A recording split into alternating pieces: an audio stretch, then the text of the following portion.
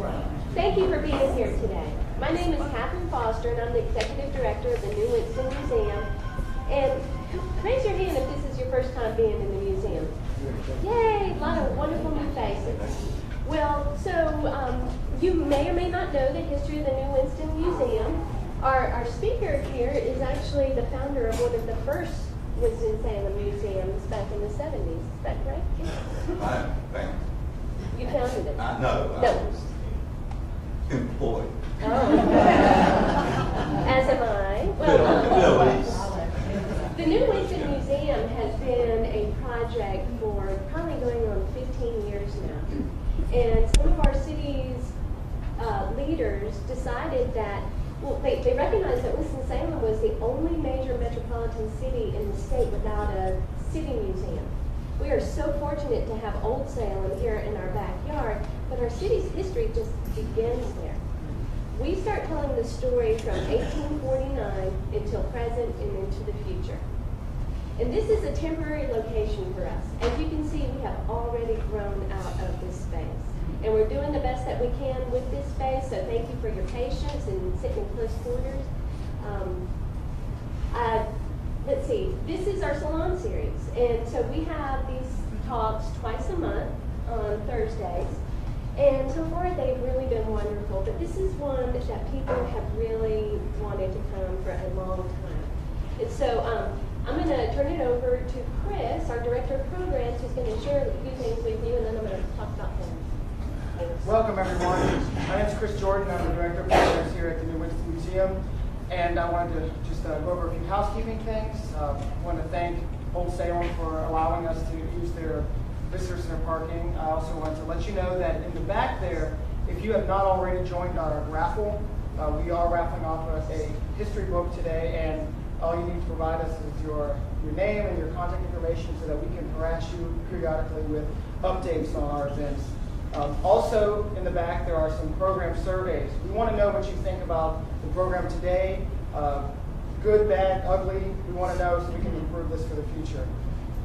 Lastly, we also have some information about our Salon series, the next few that we have scheduled, and we are currently working on our next 6 months of programming as well. There's also a handout, if there are any left, on what's going on this weekend. You know, today's the kickoff for the city's celebration, and it goes through Sunday. So all of the events that the city has planned are on that flyer as well. Let's see. So Catherine mentioned this. This is our first exhibit. This is our first attempt at a museum space, and we are planning. It's been open for about a year now. We are planning some major updates to this space in the coming months, all in preparation for a new exhibit that we hope will open in mid-October. That exhibit is going to be called The War at Home, and it's going to focus on life in Winston and Salem during the Civil War. We're very excited about that, so if you are interested at all in getting involved or know people that we should talk to or have any kind of artifacts we maybe should look at or letters, feel free to take my information or grab me at the end and I'll talk to you about it.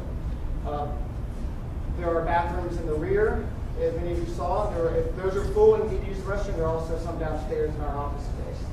And if you will be around for a little while after Fam's talk today, so if you want to give me questions, Thank you. I wanted to piggyback on one thing that Chris mentioned was about volunteers. And so we are in the process now of trying to cultivate some volunteers to help us with being guest docents and also as members on various committees, future programs, exhibits, development, marketing. And so if you are interested, please see either Chris or I. Well, actually, Chris has to go deliver this downtown for the centennial celebration. Do you want to give 2 seconds on that? Okay, right. So this fits in really nicely with Fam's talk today. This is a piece of the facade of the 1890. It says 1892 on here. It's actually, it opened in 1894, so it all depends on when it was made or when it was opened, of the town hall that from 1894. It was torn down in 1926, and this specific piece was found by David Gall, who is somewhere in the building back there. He's an architect in town. He's helping with a restoration project at the Happy Hill Cemetery, which is not far from here. And they found this and since many other pieces of the facade, the terracotta facade of this building right here. It's in the current location of the Reynolds Tower. So it was torn down in 1926, and that replaced it in 1929. So we are very lucky to have this on loan from Preserve Historical Site.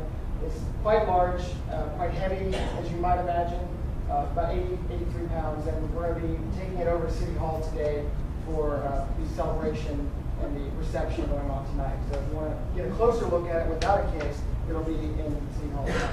All right, thanks. Sorry for that little commercial, and it's interesting. So I am so pleased to present Fam Brownlee. Fam is a true hero to a lot of us in this field because he is our go-to person. I'm going to share a few things about him.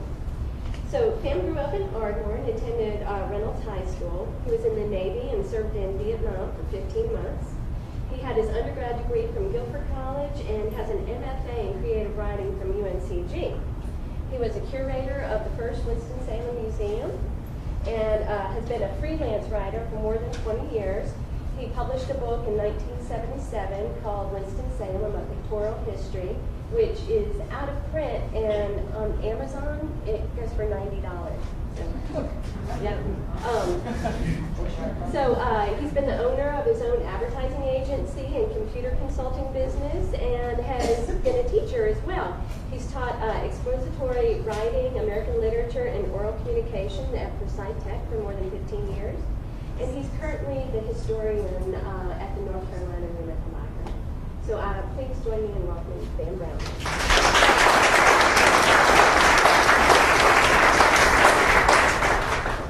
Oh, before we get started, all these pictures. This one right here, that's Ephraim Davis's store in Poptown. Had to remove all those signs eventually because people were stealing them. And so now they are stored. My younger son is named for Ephraim Hartley because he was my wife's favorite uncle. A very eccentric gentleman. He never married. He lived right next door. He was born next door to the store. And he lived there all his life, unmarried. He lived in the store. And he had goats. He loved goats. In fact, we found a picture of him when he was about 12 years old in the yard of his parents' home, holding his favorite goat by the horns. And the goats lived in there with him. He was a really great guy. I was fortunate enough to get to meet him. And these pictures, we could just go from one picture to another and talk all day about that. The town hall that he was talking about, this is just remarkable that this piece showed up. And apparently there's a whole lot more out there. They just tore it down and took it all out there and threw it up on Happy Hill. Maybe we can rebuild it. There's enough pieces. All right, let me give my standard history warning. History is a moving target. We find out new stuff every day, and sometimes that new stuff makes significant changes in the story that we have been trying to tell. Just a few days ago, Walter Turner, who grew up 2 blocks from me in Ardmore and is now the historian at the State Transportation Museum in Spencer, that's what had the big round table and all that, sent me an email and asked a very simple question. What was the name of the cafeteria next to the old bus station on Cherry Street? Well, exactly, I didn't even have to look that up. But even when I know the answer to a question off the top of my head, I always double check just to be safe. So I'm looking through digitalforsight.org, and if you don't know digitalforsight.org, you should. Thousands of local historical pictures online, and you can order large copies from the various institutions represented there. So I'm just browsing through there just to double check. And of course I typed in bus. Well, all these other pictures came up, and one of them showed some buses parked in front of this kind of low building And the caption said, Greyhound Bus Garage, Marshall Street. Well, since the bus station was between Cherry and Marshall, I assumed it was up in that area somewhere, but I very quickly figured out that because of the train, it couldn't possibly be anywhere on North Marshall Street. So I started scouring South Marshall. And guess what? It's right down there. That's a traffic circle. Everybody has seen it. Auto Supply Company. And a fabulous story began to unfold about two guys, the Gilmer brothers, who in 1925 started a company called Camel City Coach Line. At that time, there were 5 or 6 one-bus intercity lines based in Winston-Salem. The Gilmers said this is never going to go anywhere, so they bought them all and started Camel City. And boy, oh boy, they had no idea what they were getting into. 2 years later, they had to build this garage down here. It holds 40 buses. They can do maintenance on 3 at the same time, and major repairs on 2 others, and wash 2 others, and store 35 more in that one building. The growth was extraordinary. They founded Atlantic Greyhound, North Carolina, and eventually merged with the Blue and Gray Line in West Virginia, and then merged with the other 3 Greyhound companies to form Greyhound Bus Line. And what this building told us was, we always thought, well, the Greyhounds just stopped at the bus station. Well, no, that wasn't it. They had a major repair facility down here, and through that we discovered an office suite in the Nissen building. So Greyhound had a huge presence here. This was a major hub of bus transportation in the country. And nobody knew that. Walter and I have toured the building. It's fabulous. It was built in 1927, designed by Northrop and O'Brien, our top architectural firm here. It's built to last forever. The doors that the buses went in and out, you're standing next to one of them and you expect it to open and a bus to drive in. Auto Supply is the only other company that's ever used it. They've been there since 1968, and the guy that took us on the tour of the building was there when they bought the building, so he knew every change that they had made. In one corner, there is a complete locker room for mechanics. They can wear their civilian clothes to work, put on their jumpers, do their work, get all filthy, go up to the locker room, take a shower. Yeah, it's there, untouched. Built about 1931. It's a building that just popped up. Would you point out that building? Which It is the Auto Supply building. If you drive down here, What is the picture here? Okay. No, I was just talking about history being a moving target. Right. And also, historians are individual human beings. And that's bad. Because all historians have opinions. Yeah. Bob Nielsen, who did a 2-volume history of Winston-Salem government for the bicentennial of Salem in 1966, worked for the city for many years, and his favorite thing was, you can look it up, because there's nothing in his book that he didn't take directly from print. There are no opinions in his book. And that's why it's one of the most valuable research tools that we have. Much of it is now online at the Winston-Salem City site, by the way. But historians have opinions. So everything that I say today is my opinion.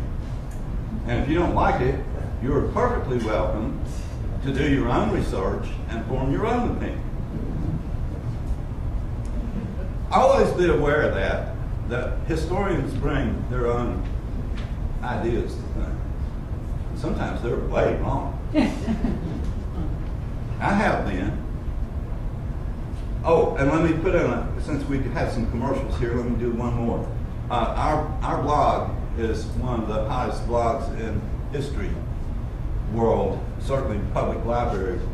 And the address is very simple. It's North Carolina Room, one word, .wordpress.com.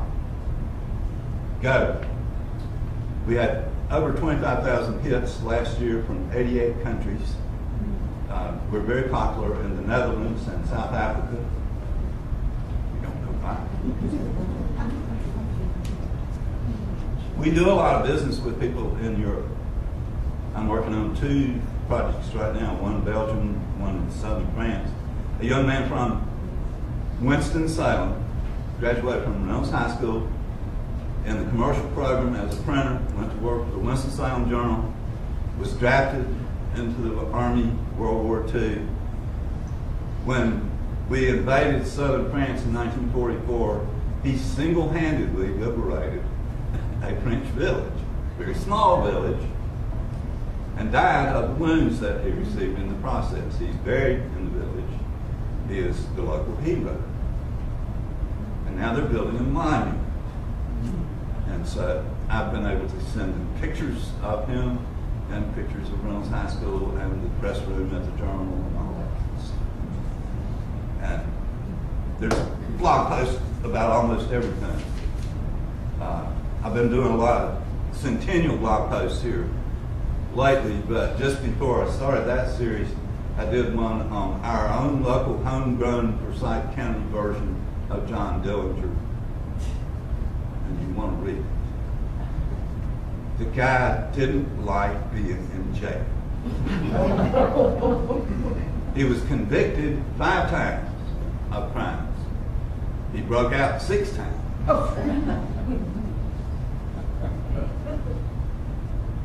All right. J.L. Ludlow is the guy that started this mess. Now, he was an extraordinary man.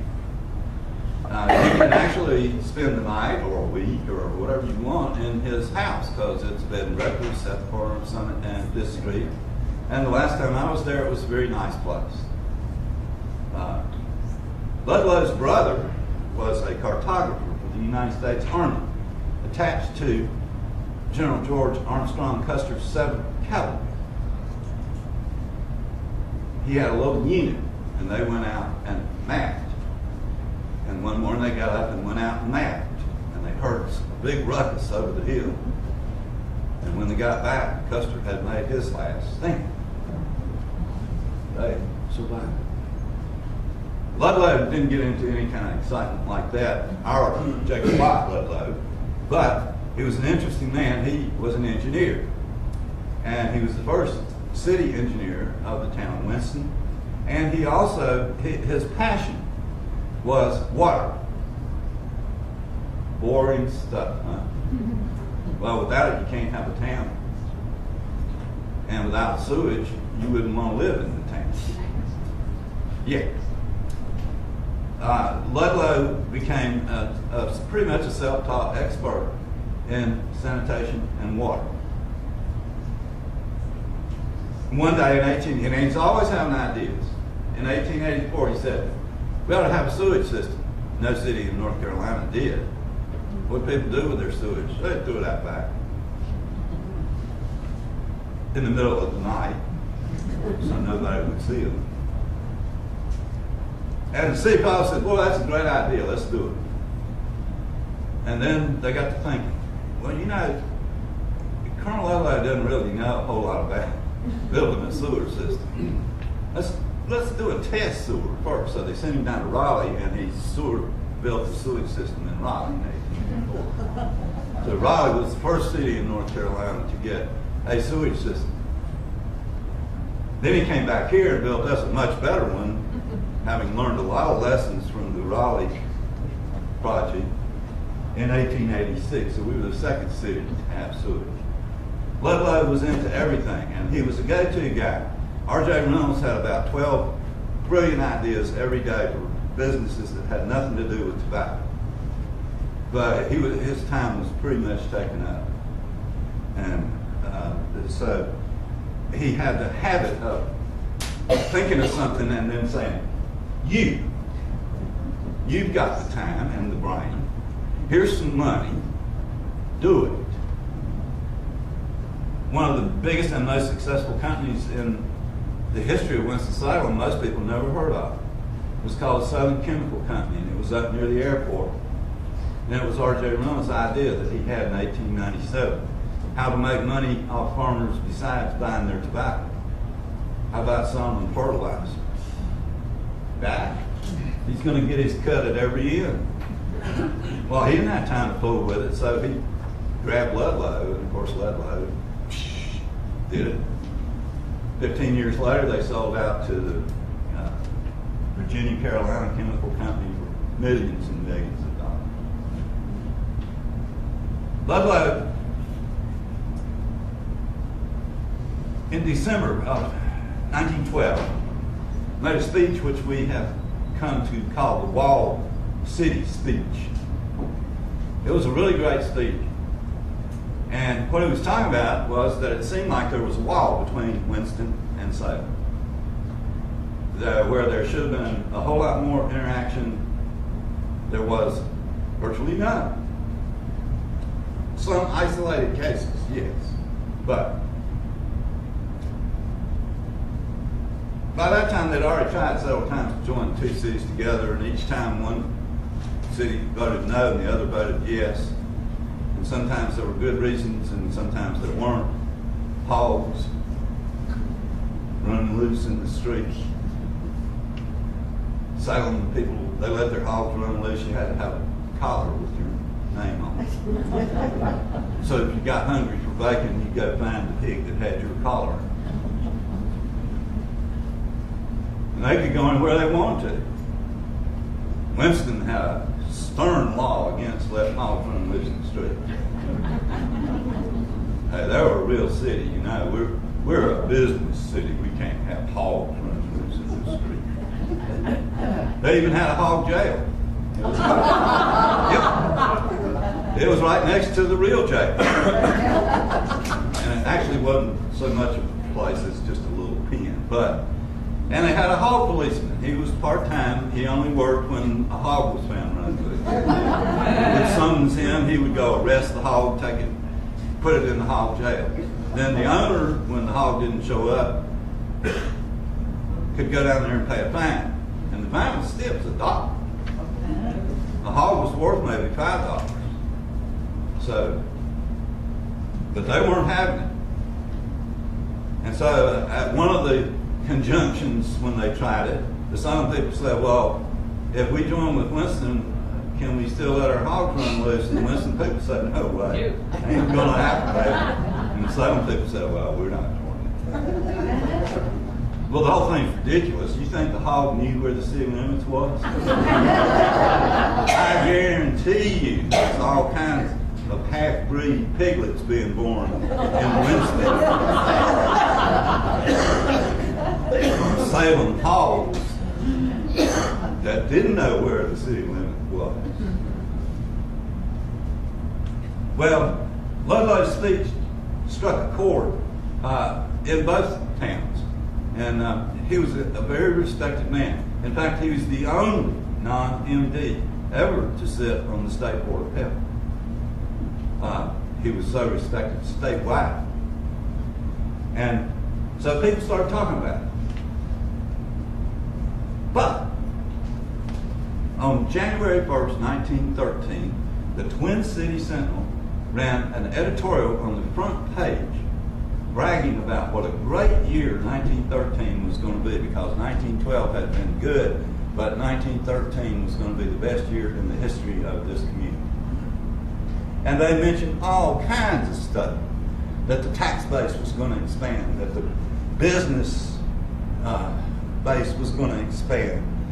They bragged about the new buildings that were being built, the new post office, which is now the Millennium Center, the new city hospital was under construction.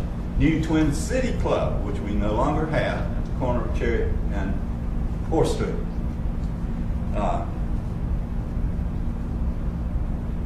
Didn't say a word about consolidation. Well, guess what? That's pretty much the way it was. And so they didn't talk about it.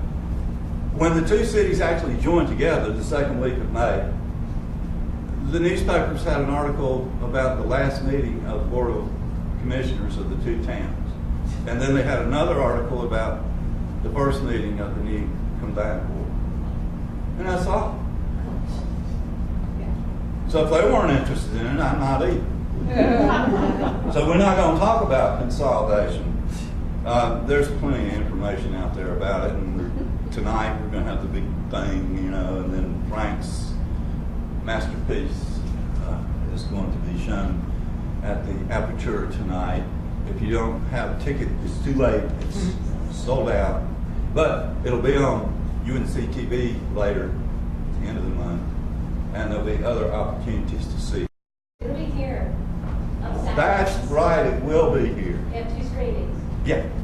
Starring me and John Larson and Larry Tice. My old buddy. I haven't seen Larry in years. I hope he'll be here.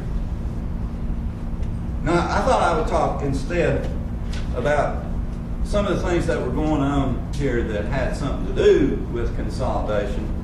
And it ends up that the stuff that I picked out, all of them have a female component. It was men that did all this consolidation stuff, and that women were not allowed in politics. They couldn't even vote. In fact, when we started going through the newspapers in 1913 to see what was going on, every day almost there is a story on the front page about the suffragettes who had turned terrorists.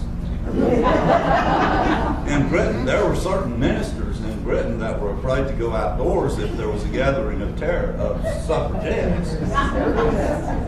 Well, they were firebombing churches and all kind of things. And they were being arrested by the thousands. And they went on a hunger strike.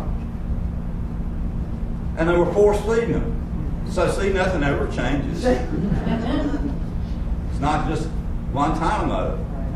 There's a picture on the front page of the Winston-Salem Journal of a suffragette being held down while some doctor cramming stuff down her gut.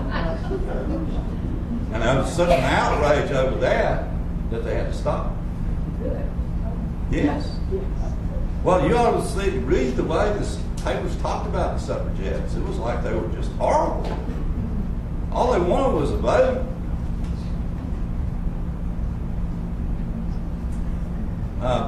About this time in 1913, there was a parade in New York City down Broadway. 20,000 suffragettes and their male supporters marched in their own little division. But they were led by women on horseback. In fact, the parade was led off by the president of the National Association of Suffragette Organizations. She was riding on a horse carrying an American flag, and right behind her were the Valkyries on horseback, and they were carrying swords. And there were a lot of guys who ran.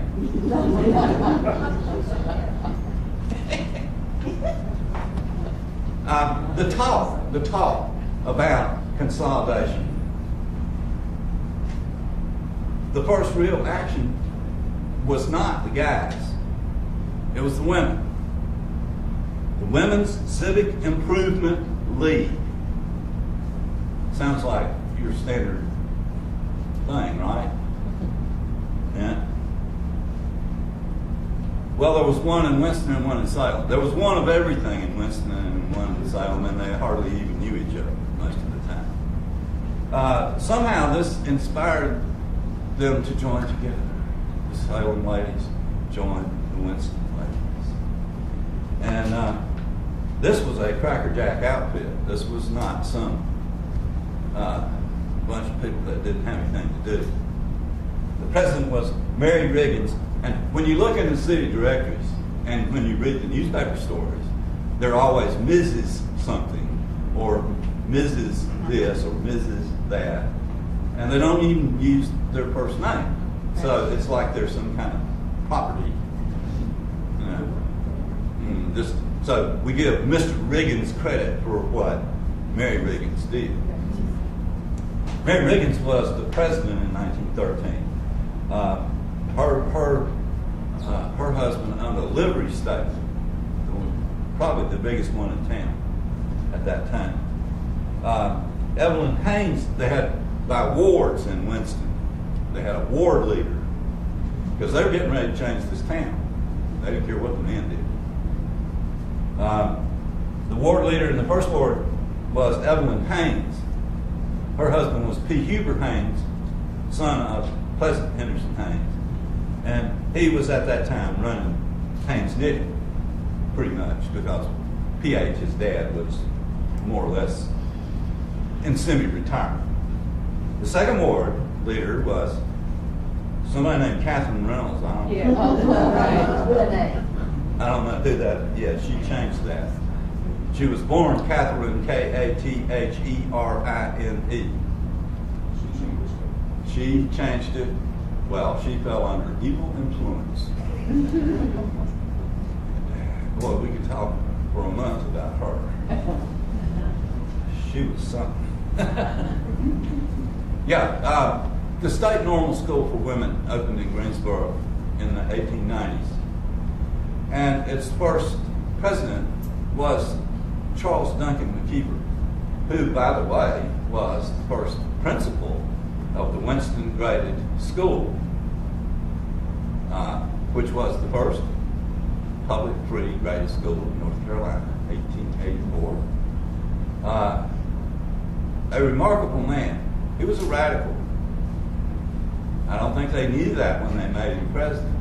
Every year, the incoming freshman class would gather in the auditorium, and he would give them his little spiel. And he would say, if you stay here 4 years and you get your degree, you don't have to go back to the kitchen. You don't even have to get married if you don't want to. Now, you talk about some radical talk. And you can start a business if you like, and it doesn't have to be a hat shop. Let me tell you, the girls worshipped him. None more than Catherine.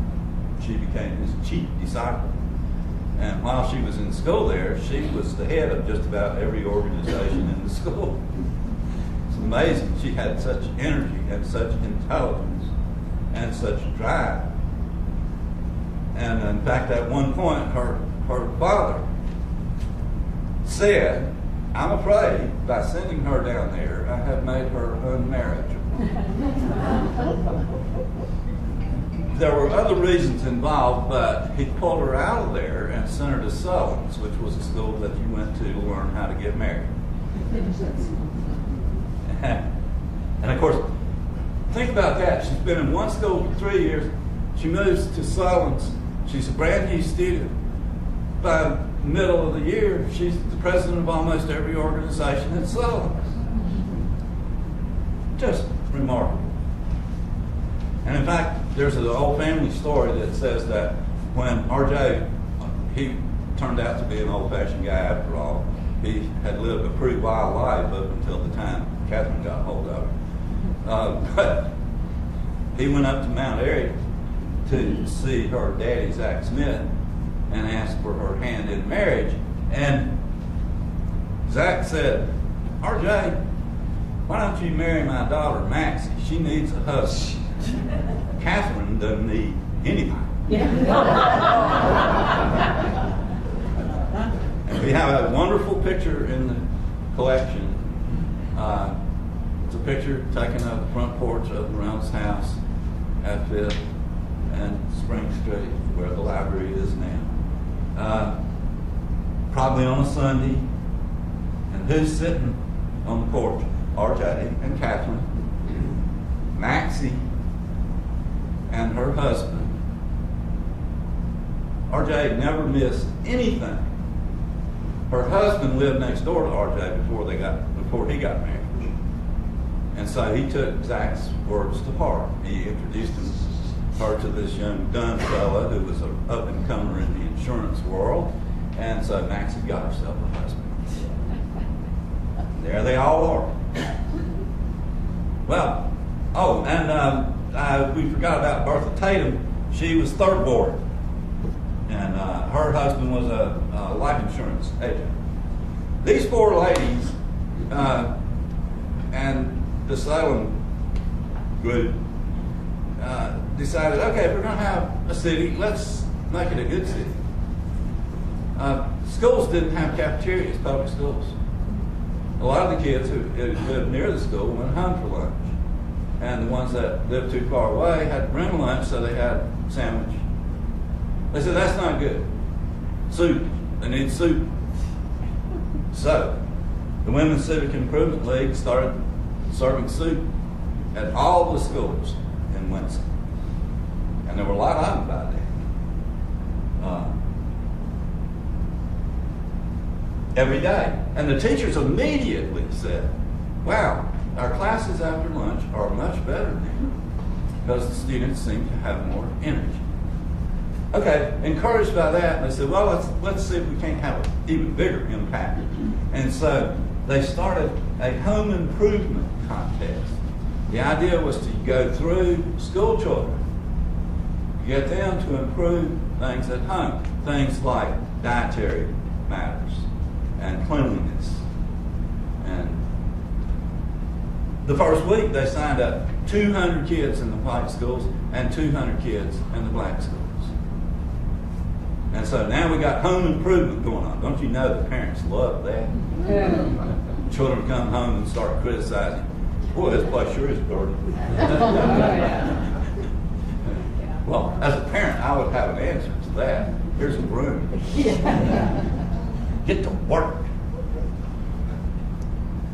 But their biggest project came right at the time that the two cities joined together.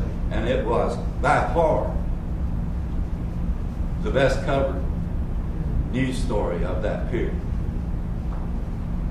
They declared cleanup week for the whole city. May 13th through 16th, immediately after the joining of the two cities.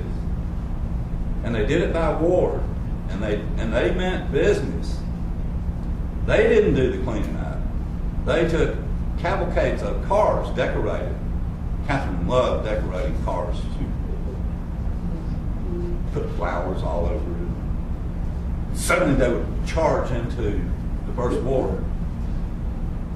Clean that up, clean that up, clean that up. And of course there were people that didn't want to do that. And they said, okay, you don't want to clean it up, we'll clean it up. You can't come on my property and clean it up. Oh, yes, we can. Anything Catherine wanted, you didn't want to get in her way. They wanted a clean city, and they got it. They went ward by ward by ward. First ward, second ward, third ward, and on the 16th, the last day, second ward. And when they were done, the city was clean. For the first time ever. And you can't imagine how filthy it was before they started. When I hear people talk about the good old days, I just laugh. How would you like to have lived here before Colonel Ludlow built the sewer? Yes. And hundreds of mules, horses, oxen, and random other critters wandering through the town every day. Take a deep breath and tell me about the good old days. Yeah. But this was on the front page of the paper every day. The newspaper couldn't believe it. These women had just taken over the town. They were ordering men around. Get that cleaned up or get out.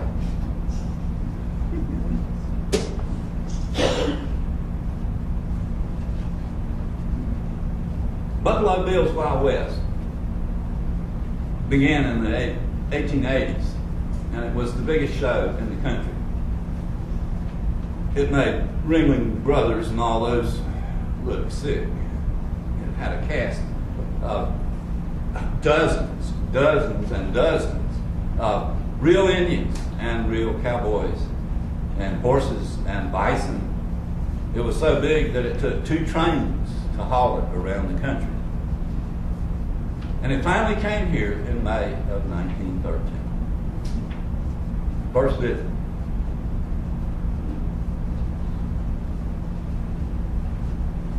There's a place called the Buffalo Bill Historical Institute. And I got curious one time, and so I sent them an email and asked them if they had records of where the show had shown, and they sent me an answer and said, yes, May 30th, 1913. They were in your town. So that's how we started, and that was a long time ago. They came here. The show was out where City Hospital is now. A farmer named Wheeler owned all that land, and they called it the showground because it was the largest flat area where you could put on a show that you couldn't fit into Piedmont Park over near the airport. Buffalo Bill's Wild West. The Winston-Salem Journal reported, and I just did a post on this, by the way, on our blog, and you must see it. It starts with a 3-minute and 40-second movie shot by Thomas Edison in 1902. The parade that opened the Buffalo Bill Wild West, and a snippet of Annie Oakley, and a couple of Indian dances, and a Bronco Buster. All of that is available from the Library of Congress. But the reason that I bring this up is that the Winston-Salem Journal said, oh, it had a huge crowd for the Buffalo Bill Wild West show. Oh, I just broke the law. You never say show. It's Buffalo Bill's Wild West. He did not intend for you to think of it as a show. He was bringing you the Wild West. He meant business. For years, he did a skit about Custer's Last Stand. There were Indians that participated in that skit who were at Little Bighorn. He was into authenticity. He and Sitting Bull were buddies, to hear him tell it. But the Buffalo Bill Historical Institute says that the Buffalo Bill folks were pretty disappointed with the turnout here in Winston-Salem. Well, I could have told them that it wasn't going to be a big turnout because they scheduled it for May 30th. What's wrong with that? Commencement. Yes, we had commencement at all the elementary schools, black and white. Depot Street, Woodland, Columbia Heights, Oak Street, and the Slater High School. In the black community, and in the white community, you had City High, then you had West End Graded, you had North, Fairview, and East. We had 5 new schools in 1912 alone. And then, of course, Slater Institute, and then the real biggie, Salem College. People hardly even know there is commencement at Salem College these days. But back then, that was major stuff. Most of the girls who were graduating, and you remember it's academy and college, and always say it in that order. A true Salemite might harm you if you say Salem College and Academy. It's Academy and College. All right. Most of the graduating seniors at Salem did some kind of public performance, declamation, some kind of oration, dramatic reading. There were debates. There were concerts played by the music students. And these were public events, standing room only. The community turned out. If you want to be thought of well in the community, you better be seen down at Salem during commencement. Or you would be seen as some kind of redneck. Yes. And R.J. Reynolds may have hired a lot of rednecks, but he didn't help a lot of rednecks. You could always go and ask him for money, and if he thought you had a good idea, he'd give it to you. So that's why the attendance was down, because everybody was down here in Salem listening to some girl from Salisbury playing the piano. I'm sure the Buffalo Bill people could not imagine being outdrawn by a bunch of 20-year-old girls. That's something else that was going on here. But the biggest event of the year, and seemingly could not possibly be connected with women, was the introduction of cigarettes. R.J. Reynolds was in business from 1875 to 1912 and never touched a cigarette the whole time. In fact, he himself chewed tobacco to the point that on Sunday afternoon, he and his top lieutenants liked to get together. They all lived in the same place. R.J. lived where the library is. His brother, Mr. Will, lived right next door. And then on the other side of him was the young Bowman Gray, who was being primed to be R.J.'s successor. And on Sunday afternoon, they like to gather on one porch or the other and talk about what they're going to do the next week. Except Catherine banned them from her house because they all chewed and they would spit in her shrubbery. So they could only go to Mr. Will's house or Bowman's house. You got three extraordinary guys living there. And then think about it, though, who the women are living there. Catherine's on the corner. Kate Biddy Reynolds is next. And then Natalie Fontaine Lyons Gray, another great person. Every time you go to Grayland, think about this. Who designed that house? Northman O'Brien. No, Northman O'Brien didn't do it. Their name's on the plan. The house was designed by a coalition of two people. One was an architect named Luther Lashman, and the other was Natalie Fontaine's Lyons Gray. She picked him because he was the only person who could come close to understanding what she was saying when she tried to describe what kind of house she wanted to have. But Luther was a brilliant, brilliant man. He knew his stuff, and he understood what she was saying. And she said, "Great, you got it. Now here's what we're going to do. I'm going to pay you a salary and your expenses." And here's Luther, a young single guy. "You're going to France. You're going to take your sketchbook, and you're going to travel all over France, and you're going to make sketches of anything that's interesting that is connected with my idea. And then you're going to bring the sketches back, and we're going to design a house." And they did. He went over there and got him a bicycle. He rode his bicycle all over France, eating good French bread, French cheese, drinking good French wine, chasing French women. He said after the 6 months, I thought, she wouldn't know if I said, I need 6 more months. So that's what he did. He brought his drawings home. And they threw them on the floor there in Gray's house on 5th Street. And they walked around and looked at it. And she said, that one, that one, that one. And Luther took all those drawings and created Gray.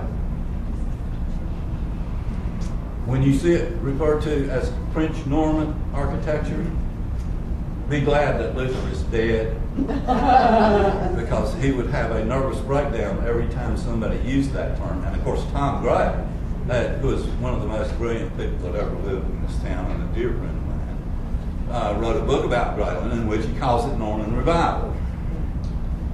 Luther says it's French eclectic. Well, he was doing a Norman castle at the very same time that he was designing Grayland. It's in Greensboro. You can go over there and look at it. It looks like it came right out of Norman France. But Grayland is not. But I just think about these 3 brilliant women. Monday morning, the guys walk down the 4th Street, catch the streetcar and head to work.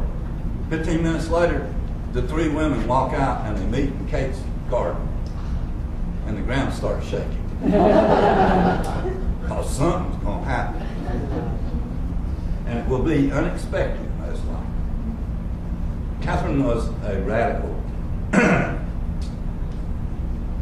She was already a radical before she met Charles Duncan the Keeper, but she still, she just got more so.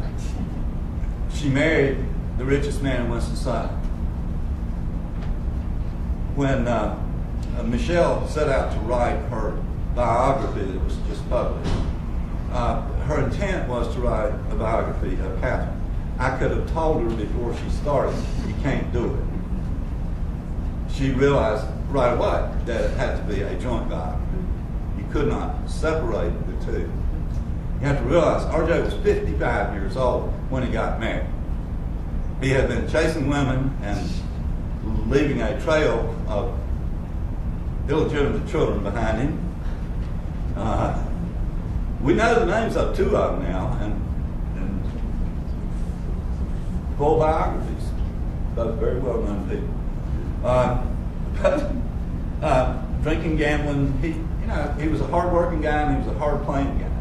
One of his brothers wrote a letter home and said, "Dick is the biggest blood in Winston." Well, I bet he was. Then suddenly it just dawned on him, I'm a rich man. And I don't have anybody to leave this to. What am I going to do? I got to get married. Well, how do you do that? He knew how to get a woman in bed, but he didn't know how to get her to the church. And he wasn't sure what he wanted. He looked around and didn't like what he saw. And then he remembered that girl up in Mount Airy, his first cousin. Well, she must have been something right from the start. She was a good-looking woman. She was smart. She may have been the only person that ever lived in Winston-Salem, other than Dr. Atala, who was smarter than RJ or other. Cigarettes. See, RJ went a long time without a wife, and then he went even longer without cigarettes. And he's a multimillionaire selling chewing tobacco. Now, men run businesses, women not allowed. RJ found out different when he got married. Catherine was full of ideas. And you can be sure that many innovations that happened immediately after they got married came from her, not him. And she had to sell every one of them to him, but she managed to do so. How about free daycare for Reynolds workers? That sounds crazy. Why would I give free daycare to them? Well, she pointed out all the advantages to it, and so he said, yeah, we'll do it. How about company cafeterias in the factories? Yeah, she sold him on that because Reynolds workers got run over by trains almost every day trying to get to the lunchrooms. Well, you have to understand, back then the trains were just to get from East Winston to West Winston could take an hour. There were so many trains running. We still have 8 or 9 regularly scheduled trains a day that come through downtown, including one that comes through at 3 a.m. Now, where I live in the original J.C. Penney store on Liberty Street, right across from the Millennium Center, and right next to the original Home Realty building. And I look out my window and I see Winston Factory Lofts here, and I see Gallery Lofts over here. Gallery Lofts, fairly high-priced place. Train track runs right between them. He comes through there at 3 in the morning. State law says he has to blow for every grade level crossing. Now, some of them are considerate, and you can tell which engineer is running the show. Some of them will just go toot, toot, toot. But there's a couple of them who just get on all the way through that canyon. I had a lot of friends that live in those buildings. I said, does it wake you up? No. He said it did when we first moved in, but you get used to it. And so you don't notice it.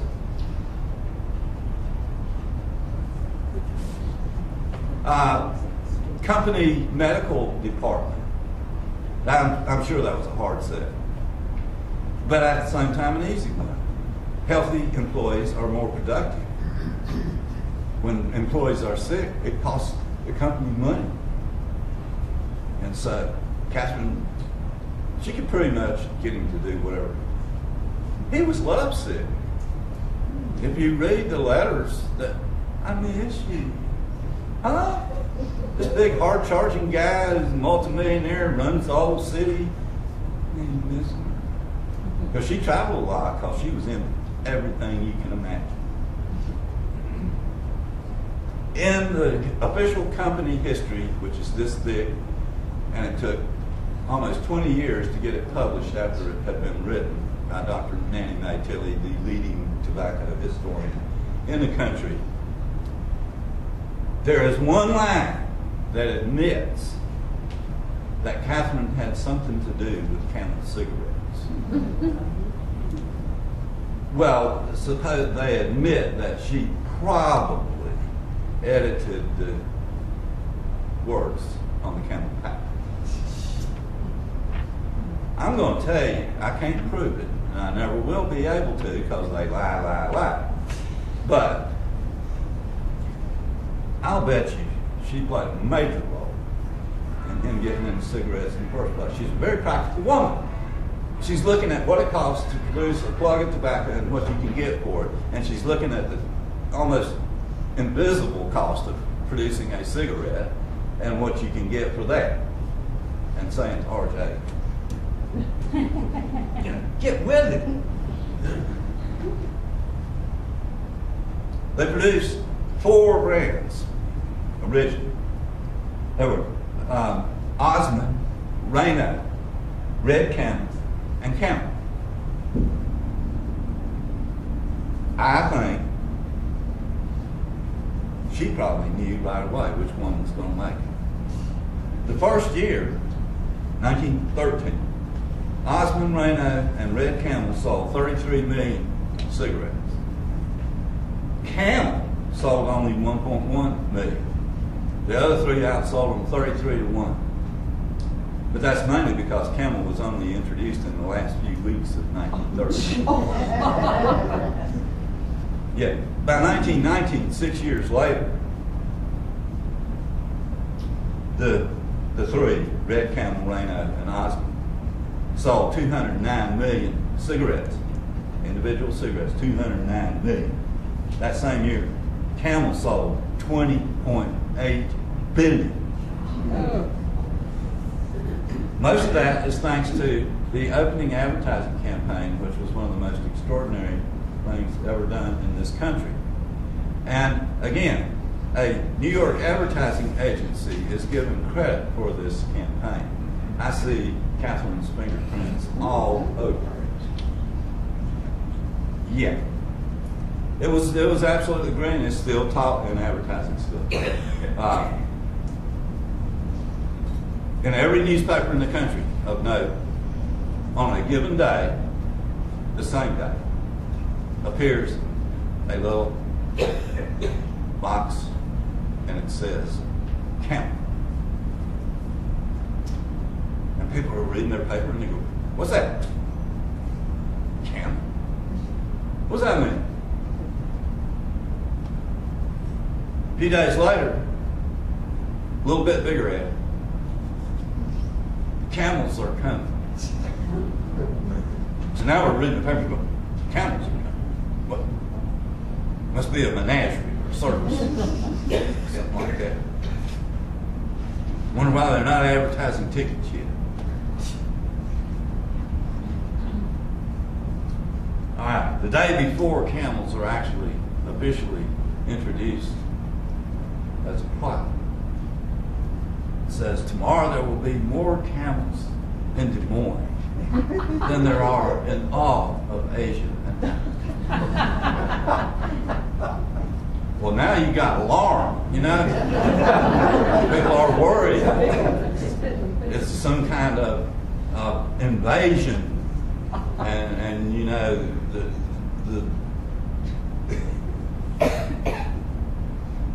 got to be the talk of the town that day. Man, who's going to shovel up all the stuff? And then the next day, camels were on sale. Almost overnight, they became the #1 selling cigarette in the world. And just in case anybody had missed anything, when we finally got into World War I in 1917, the troops had to be hauled over to Europe on ships. At the gangway of every troop ship stands an attractive young woman next to a pallet, and she hands each soldier as he gets on board a carton of Camel cigarettes. By the time the war was over, Camel had won. Not the Allies and not the Germans. It was Camel that was the big winner. And I will guarantee it, probably will never be able to prove it, but I guarantee that Catherine Smith Reynolds played a big role in it. So see, women didn't get to do the voting and stuff to join the two cities together, but they got to run the city. And people forget that.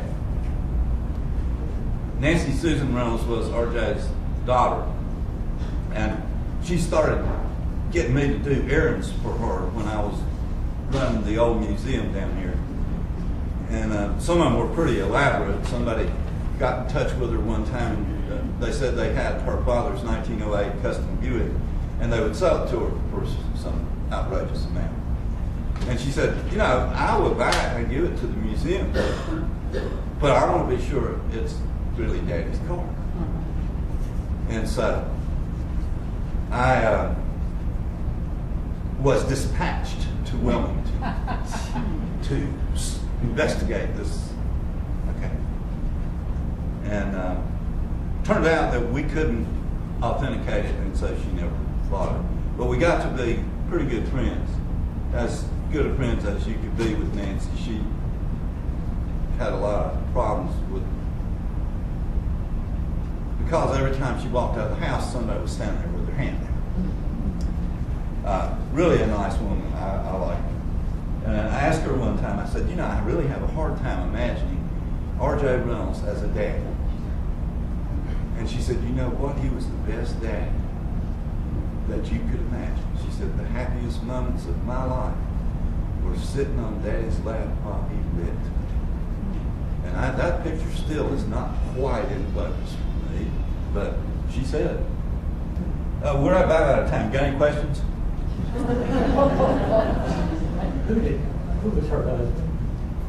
Nancy Susan. Nancy Susan. Oh, she married a couple guys.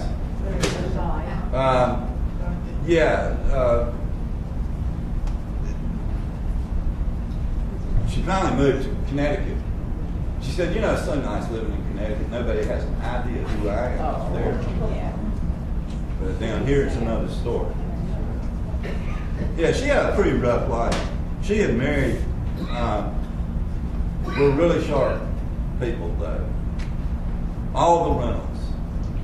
I just met Noah, RJ's grandson, the other day, our great-grandson. And I knew his father, Will, very well. And in fact, I was there when Will met Santa. So, and he clearly is a smart guy too. And I know Catherine, who spells her name different, but is Zach's daughter. She's an enormously talented person. Yeah. Oh, okay. I had a picture of my dad, a long picture, maybe close to 2 feet.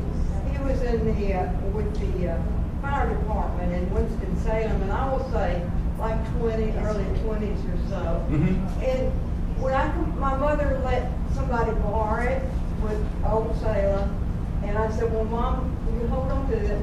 And I've never seen it. Sam, have you seen it? No. Okay. But then I haven't seen every picture. We have alone in our picture collection over 100,000 photographs. And even I have not seen them. And when I did my book on Winston-Salem, I spent 3 weeks sitting in the vault of the old Wachovia Bank building, going through the Frank Jones picture collection, just like this. 3 weeks, 14 hours a day. So I've seen more of those pictures than anybody on earth. But I hadn't seen them all. In fact, there's a box about this big full of cartovistas, little pictures this size that Frank took when he was 10, 12 years old. Every dog, every boy, every cat in the Brookstown area where Frank grew up. I mean, we got heavy documentation on pets. Yes? Besides your book, what would you suggest we read? Frank Tercey's book, which is a kind of an extension of mine. Frank did an outstanding job on that. This bicentennial publication of Forsyth, A County on the March, is excellent. That book was originally written by Adelaide Priest in 1898, and we have the 1898 version, and it's actually better than the bicentennial version. Adelaide needs her stuff, and so yeah, and also Larry Tice did a series of monographs for the bicentennial also, and they are excellent. Each one is about a specific subject. Like there's 2 volumes on business and commerce. There's one on transportation, one on education. That's about the only place you'll find any information on education. I'm just starting to compile a lot of stuff right now. We have the Reynolds, Winston High School yearbooks, and that was actually just the last publication each year of their literary magazine called Black and Gold. Reynolds colored, Winston High School colored with black and gold. Reynolds adopted it when Reynolds opened. They were not called the Black Demons then, and I understand now they're just called the Demons. But they were called the Golden Tornado. Is there a book I can read on the northern part of Winston-Salem? We don't see a lot of that. No, we don't. What ward was it in? It was in 3rd Ward, which was the working class ward. Right. And that's why you don't see much. You're going to see pretty soon. Mr. Marshall is working on a history of the area north of 6th Street. But it won't extend up all that far. Along the axis of trade and 6th, he's in all the time. He's got all kind of great stuff. He brought me a picture of the original Calvary Baptist Church, which was on 8th Street. It was called 8th Street, West 8th Street Baptist Church. And they misspelled 8. Well, that caused a big problem for us because you can see part of the sign in the picture, and the middle part of that word is blocked by somebody's head. And I'm going, what could that word possibly be? Well, because there's not enough room for the word 8. But there's stuff going on all the time. So you don't know who's working. We know mostly who's working on stuff because people come and use our resources. But the more we digitize, and we are so digitized now, all of our city directories from 1879 to 1954 are online. And this is the great thing about the University of North Carolina Library, is that they have become one of the nation's top digitization centers, and we are one of the few public libraries that has a really good relationship. I mean, we can pick up the phone and call them, and they'll say, bring it down. So all of our historic maps are on there, all of these high school annuals, and in case you don't know, almost all the college annuals from North Carolina are online at digital. Ben, we do know that Heather Fernbach is working with the City County Planning Department and the Historic Resources Commission. Is she still Yeah. The city, for all the neighborhoods in Winston-Salem, so there might be some information about the. Yeah, there will be. I'm currently reading the text of that, and Heather is about 3 years behind, I think, now. She's just about leave us due to stress, but it's going to be done soon. At least we've got a text. They're going to be pre-selling it at the Huh? City Hall tonight. They're pre-selling it at City Hall tonight. Actually, they have a little sandwich board set up with the cover Right. and everything. So it should be coming out soon. Great. Well, she's done a great job. Yes.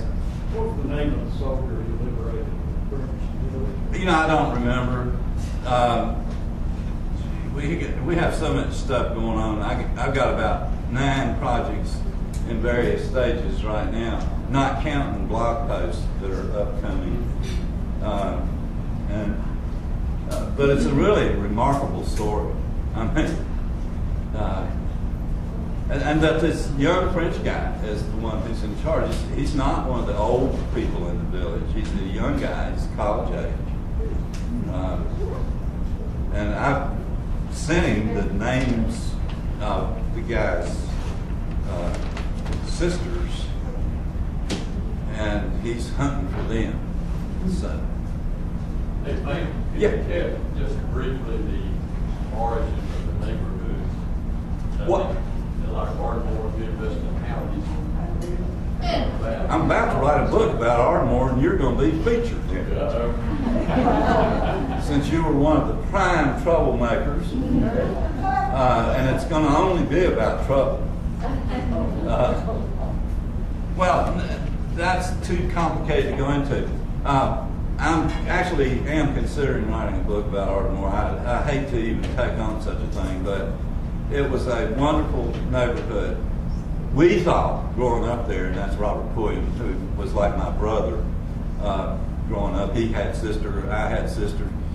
So we had to have a brother somewhere, so we picked each other. And Bruce Wicker was our other brother. Walter lived right up there at the corner. He doesn't remember any of this.